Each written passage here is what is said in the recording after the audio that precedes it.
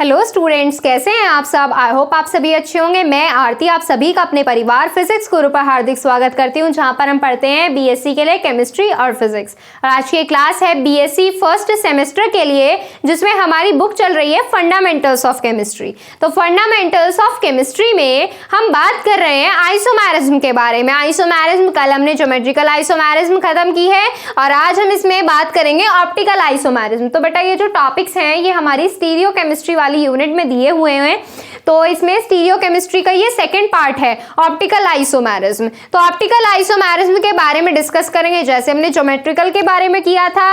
Optical isomerism क्या होती है?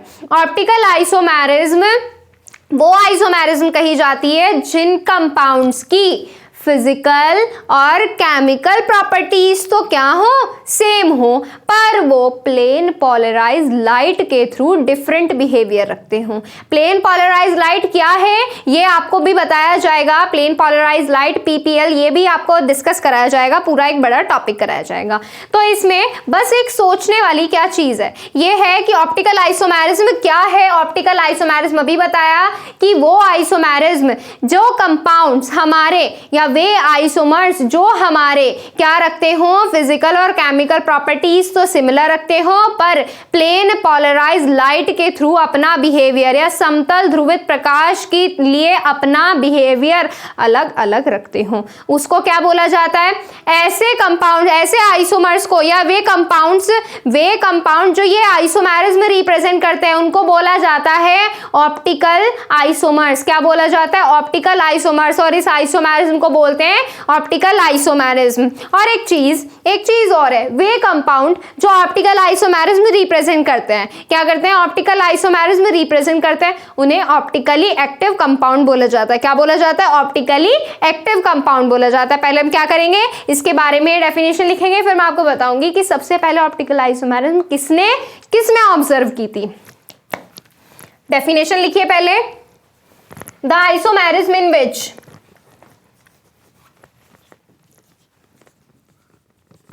the isomerism in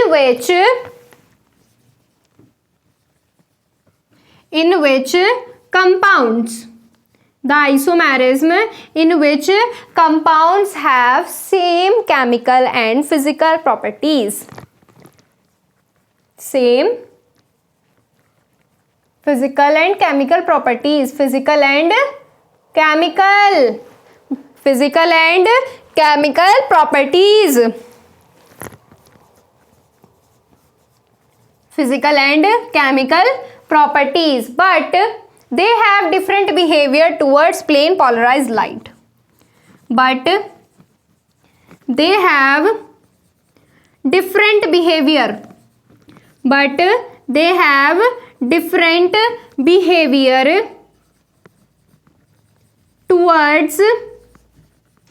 towards plane polarized light, या जिसको क्या बोल सकते हो आप शॉर्ट में PPL, plane polarised light,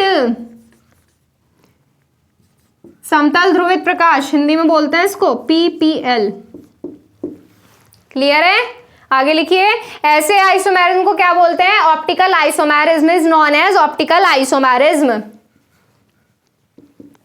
is known as optical isomerism.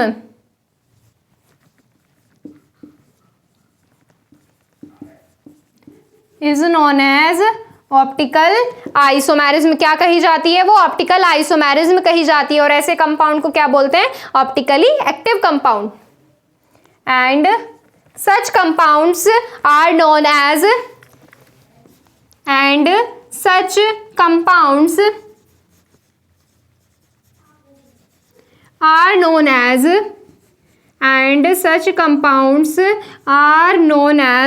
optically active compounds. Optically active compounds. ऐसे कंपाउंड्स को क्या बोला जाता है? Optically active compounds. अब मैं आपको बताती हूँ सबसे पहले ये वाली आइसोमेरिज्म किसमें ऑब्जर्व की थी। For the first time, paragraph change करके लिख सकते हैं आप, for the first time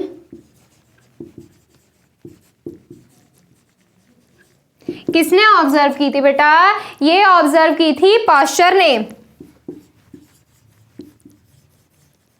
observed the optical isomerism in, observed, ये नेम है साइंटिस्ट जी का, ऑब्जर्व ऑप्टिकल आइसोमेरिज्म, मैरिज्म इन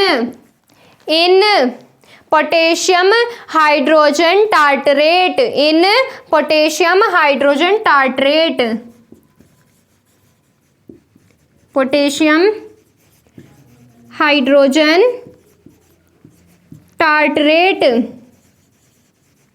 इन potassium hydrogen tartrate as optically active compound, as optically active compound. जब compound optically active होगा तभी तो ऑप्टिकल आइसोमेरिज्म दिखाएगा, as optically active compound. Clear है? आगे देखिए, after it was considered that all carbohydrate, जितने भी बेटा क्या होते हैं कार्बोहाइड्रेट्स होते हैं, वो हमारे क्या ऑप्टिकल आइसोमेरिज्म में दिखाते हैं। क्या दिखाते हैं? Optical isomerism. और वे सभी कैसे होते हैं? ऑप्टिकली एक्टिव होते हैं।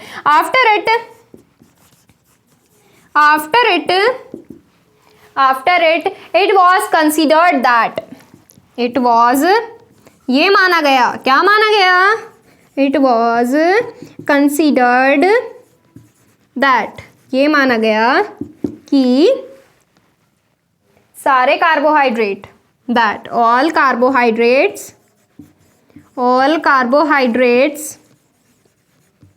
Are optically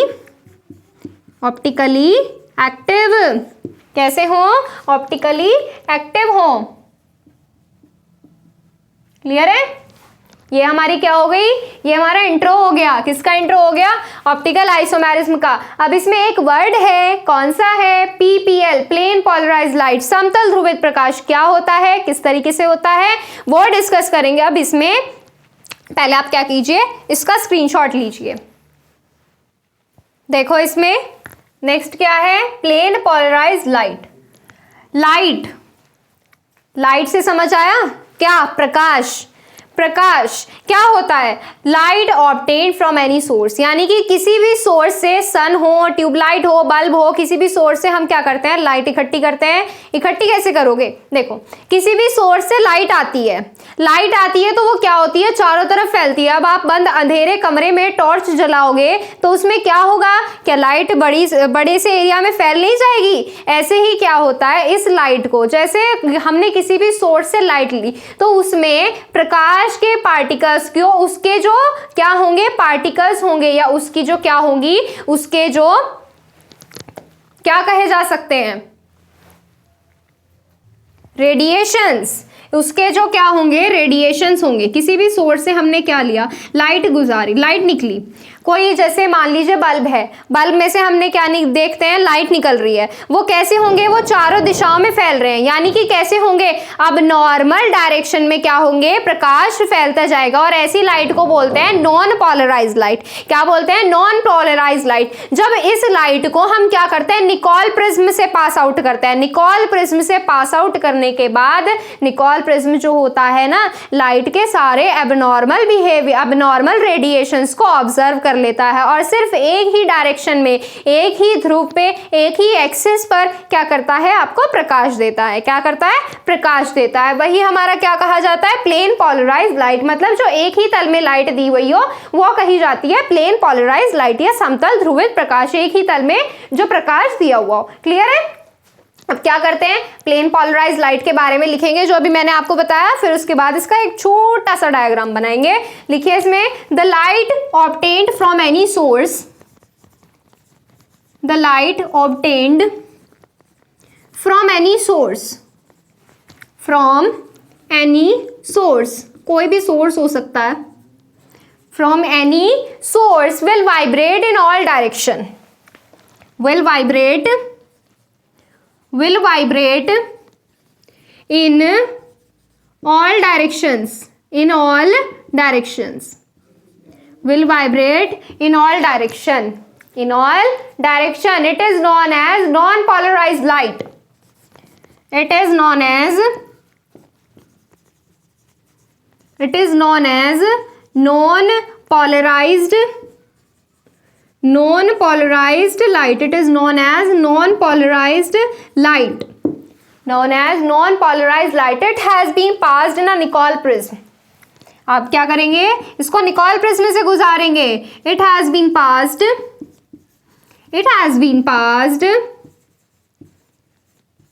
in a Nicol prism. In a Nicol prism. Nicol prism किससे बना होता है? निकॉल प्रिज्म बताइए. ये हमारा calcium carbonate, calcite, calcium oxalate, इन सब का बना होता है. लिख सकते हो आप ब्रैकेट में, लिखना चाहो तो मेड अप ऑफ, आगे लिख लेना, made up of calcium carbide, calcium carbonate, calcite और कैल्शियम ऑक्सलेट, इनका बनता है Nicol prism. It has been passed in a Nicol prism, then it will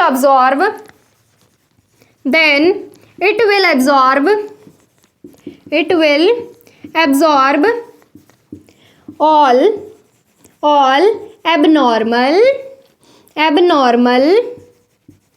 radiation. तब वो क्या करता है, सारे abnormal radiations को क्या कर लेगा, absorb कर लेगा. It will absorb all abnormal radiation and light emerge from it. And light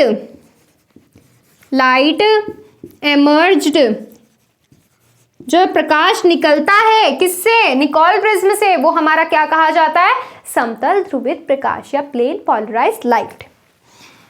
the light emerged from it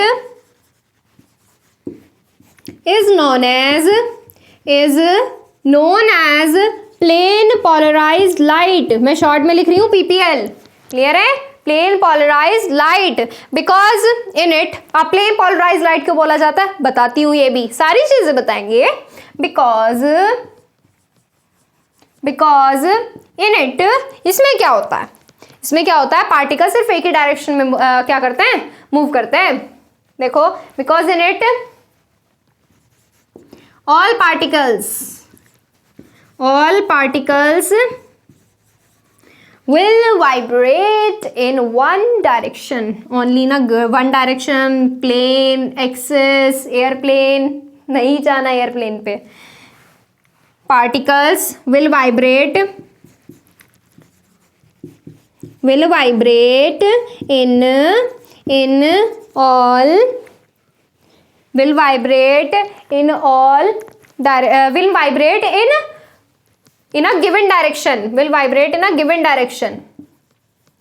given direction. या प्लेन, क्या बोल सकते हो, प्लेन, या एक्सिस, क्या बोल सकते हो, एक्सिस. क्लियर है? या वो किसी एक डायरेक्शन में होगा, या तो वो क्लॉकवाइज डायरेक्शन में दिया हुआ हो या फिर एंटी क्लॉकवाइज डायरेक्शन में दिया हुआ. आइदर इन क्लॉकवाइज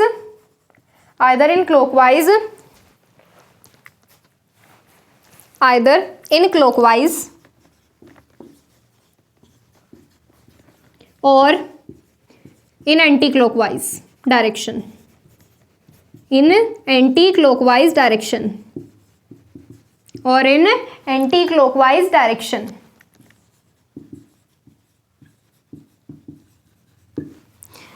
डायग्राम देखो, क्या किया, कोई भी सोर्स ले लिया, इससे क्या निकल रही है बेटा, ये लाइट्स निकल रही हैं, थोड़ी गंदी सी निकल रही हैं. आप बना लेना, आपने जैसे थोड़े से सितारे मोती आपको लगाने हो, इसमें लगा सकते हो. देखो, यहाँ से लाइट निकली, कैसी है, सारी डायरेक्शन में भाग रही है, ये दिख रही है, कोई इधर जा रही है, कोई इधर जा रही है, कोई इधर, कोई इधर, कोई इधर. अब हम क्या करेंगे, इस लाइट को निकॉल प्रिज्म में डालेंगे. निकॉल प्रिज्म कैसा होता है, बेंजीन रिंग के जैसा, बस इसमें अंदर छल्ले नहीं होते हैं. निकॉल प्रिज्म, ये क्या होता है बेटा, ये होता है निकॉल प्रिज्म. जब हम लाइट को निकोल प्रिज्म में पास आउट करेंगे तो देखो जो ये सभी दिशाओं में क्या हो रहे हैं, पार्टिकल्स जा रहे हैं, लाइट चारों दिशाओं में फैल रही है। निकोल प्रिज्म में पास आउट होने के बाद ये सिर्फ एक ही तल में जाएगी, एक ही डायरेक्शन में जाएगी, या तो वो इस डायरेक्शन में हो या वो इस डायरेक्शन में, मतलब इस तरीके से क्या होती है, लाइट पास आउट होती है। अब देखो पहले कहाँ जा रही थी, इधर भी जा रही है, इधर भी जा रही है, यूं भी जा रही है, यूं भी जा रही है, जहां मर्जी वहां जा रही है। लेकिन निकोल प्रिज्म में डाला तो लाइट कैसी होगी, प्लेन पोलराइज्ड लाइट होगी, और ये क्या हो गया यहाँ से ऑप्टिकली एक्टिव, या यहाँ से क्या बोल सकते हो आप इसको, ऑप्टिकली एक्टिव बोल सकते हो इसको, ऑप्टिकली एक्टिव। या तो वो लाइट कैसी होगी बेटा, क्लॉकवाइज डायरेक्शन में होगी, लाइट कैसी होगी, या तो क्लॉकवाइज डायरेक्शन में होगी, या फिर कैसी होगी, एंटी क्लॉकवाइज डायरेक्शन में होगी। कैसे, एंटी क्लॉकवाइज डायरेक्शन में, इस तरह से। क्लियर है? मैं क्या करूंगी, अब इसके नेम लिखूंगी।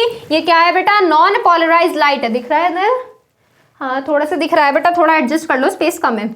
Non polarised light, non polarised light, ये क्या है हमारा, निकोल प्रिज्म, निकोल प्रिज्म। ये क्या है बेटा, निकोल प्रिज्म। ये क्या है हमारी, प्लेन पोलराइज्ड लाइट, पीपीएल। क्या है, पीपीएल। और ये कैसा है, क्लॉकवाइज डायरेक्शन, और ये कैसी है, एंटी क्लॉकवाइज डायरेक्शन, एक ही डायरेक्शन में हो सकती है। क्लियर है? यहाँ पे ये होता है हमारा प्लेन पोलराइज्ड लाइट वाला टॉपिक। क्या करेंगे अब आप इसका, जैसे आप हमेशा करते हैं, स्क्रीनशॉट लेते हैं, करिए। देखो इसमें आगे कंडीशन, की कंडीशन क्या है ऑप्टिकल आइसोमेरिज्म रिप्रेजेंट करने के लिए। एक मेन और बहुत ज़रूरी कंडीशन ये है कि कंपाउंड में किसी भी टाइप की कोई भी सिमेट्री नहीं बननी चाहिए। यानी कि इसका मतलब क्या हुआ, कंपाउंड किरल कार्बन होना चाहिए। अब ये किरल कार्बन क्या है बताएंगे, पहले हम क्या करेंगे, थोड़ा सा लिखेंगे। क्या लिखेंगे, जो भी बताया कि कंपाउंड में एक्सिस पर, प्लेन पर कहीं भी किसी भी डायरेक्शन में सिमेट्री नहीं बननी चाहिए। सिमेट्री को क्या बोलते हैं, सममिति। क्या बोलते हैं, सममिति। सिमेट्री नहीं होनी चाहिए। देखो लिखो इसमें आगे, the main condition for optical isomerism, the main condition for optical isomerism, for optical isomerism, the main condition for optical isomerism is that compound should not have, that compound should not have, compound should not have any plane axis center of symmetry,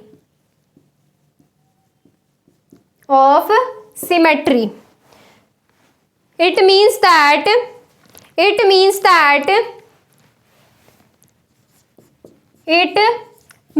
that compound should have at least one chiral carbon, at least one chiral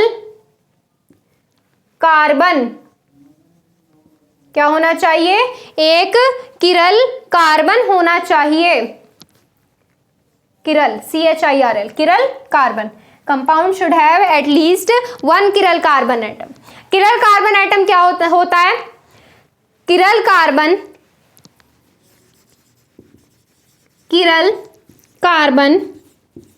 can be defined, chiral carbon can be defined as a carbon which have which have, जिसके पास क्या हो, which have all different groups attached to it, all different groups attached to it.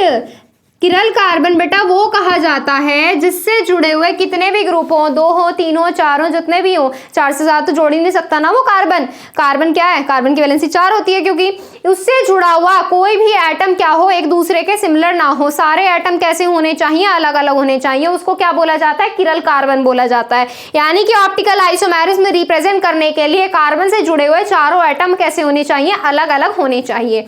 किस तरीके से, ये हमारा क्या है, कार्बन है, और यहाँ पर हमने क्या मान लिया, A B C D सारे ग्रुप अलग अलग है, ये हमारा क्या है, किरल कार्बन। और बेटा इसको इससे रिप्रेजेंट करते हैं, इसके ऊपर एक छोटा सा स्टार बनाना है, नोट करिए इसको, फिर आगे बात करेंगे, नोट करिए फटाफट, आता है ये, इंपॉर्टेंट है ये।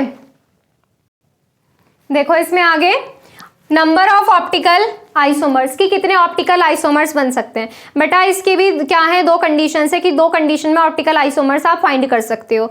2 कंडीशन क्या है कि अगर किरल कार्बन पे क्या हो, सिमेट्री दी हुई हो, तो हम ऑप्टिकल आइसोमर्स फाइंड करेंगे 2 की पावर n-1 से। अगर किरल कार्बन पे एसिमेट्री दी हुई हो तो हम ऑप्टिकल आइसोमर्स कैसे फाइंड करेंगे, 2 की पावर n से। अब मैम आपने तो बताया था कि ऑप्टिकल आइसोमेरिज्म उसमें होती है, किस में होती है, जिसमें किरल कार्बन हो। किरल कार्बन का मतलब क्या होता है कि उसमें क्या हो, सारे एटम अलग अलग हो, मतलब एसिमेट्री हो, उसमें सिमेट्री ना हो। अब मैंने इसमें कह दिया कि इसमें सिमेट्री होनी चाहिए, तब हम ऑप्टिकल आइसोमर्स कैसे फाइंड करेंगे, 2 की पावर n-1 से। इसका पता चलेगा आपको, कैसे पता चलेगा, अब जब हम इसमें क्या करेंगे, पहले इन दोनों पॉइंट्स को लिखेंगे, जब एग्जांपल करेंगे ना दोनों पे रिलेटेड, तब पता चलेगा। पहले क्या करो, लिखो, इसमें क्या लिखोगे, there are 2 possible conditions for optical isomers. ये तो आप लिख ही सकते हो ना कि ऑप्टिकल आइसोमर्स की 2 पॉसिबल कंडीशंस हैं। फर्स्ट पॉसिबल कंडीशन क्या हो गई, यहाँ पे फर्स्ट पॉसिबल कंडीशन हो गई, if the compound having किरल carbon atom is asymmetrical, if the compound, way compound जिसपे किरल कार्बन पे क्या हो, एसिमेट्री दी हुई हो, इफ द कंपाउंड, हिंदी में बता दिया है देखो, if the compound having किरल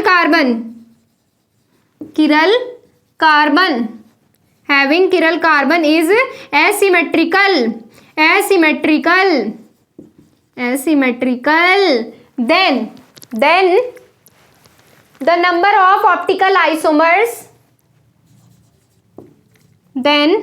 the number of optical isomers, the number of optical isomers will be equal to 2 की power n, will be equal to 2 की पावर n। सेकेंड, अब देखो n क्या है यहाँ पे बताऊंगी मैं आपको। सेकेंड लिखो, if the compound having किरल carbon is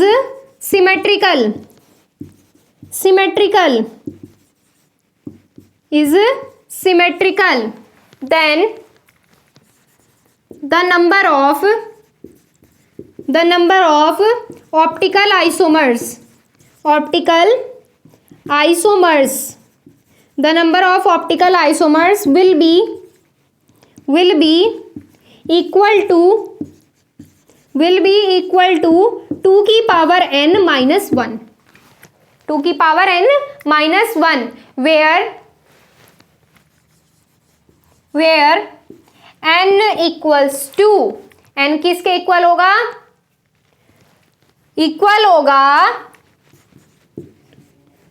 equal to the number of chiral carbon atom, कि कितने किरल कार्बन दिए हुए हैं उसके इक्वल होगा। क्लियर है, समझ में आ गया? अभी नहीं आएगा, जब एग्जाम्पल करेंगे तब आएगा। एग्जाम्पल देखो, यहां पर हमने क्या लिया, कोई भी एग्जाम्पल ले लो आप उठाकर, ये ले लिया HOH, और ये हमने क्या ले लिया, यहाँ पर भी CH2OH। अब यहां से आप बता सकते हो कि ऑप्टिकल आइसोमर है या नहीं है, नहीं बता सकते। जब तक आप इसकी स्ट्रक्चर नहीं खोलोगे तब तक नहीं बता पाओगे आप। तो यहां पर क्या करोगे आप, यहां पर क्या करोगे, यहां पर आ जाएगा CHO, यहां पर क्या आ जाएगा, एक साइड H जुड़ेगा, एक साइड OH, यहां पर CH2OH, इस तरीके से तो जुड़ा है, या यहाँ पर H2 जोड़ लीजिए, यहाँ पर OH, इसी तरीके से तो जुड़ा है बेटा। यहाँ पर क्या है, इस तरीके से होता है। ये देखो, ये हमारा किरल कार्बन है या नहीं है, किरल कार्बन है या नहीं है। कार्बन फिलहाल ये देखिए, एक साइड H है, एक साइड H है, एक साइड OH है। क्या है, एक साइड H है, दूसरी साइड H है, फिर OH है, मतलब ये किरल कार्बन नहीं है, किरल कार्बन नहीं है। तो हम क्या करेंगे, इसको नहीं देखेंगे। मतलब कि कंपाउंड में कम से कम एक किरल कार्बन होना चाहिए। जब हमने पहले लिखाया तो क्या लिखाया था, compound should have at least 1 किरल carbon atom, एक किरल कार्बन होना चाहिए। अब हम क्या करेंगे, इसको देखेंगे।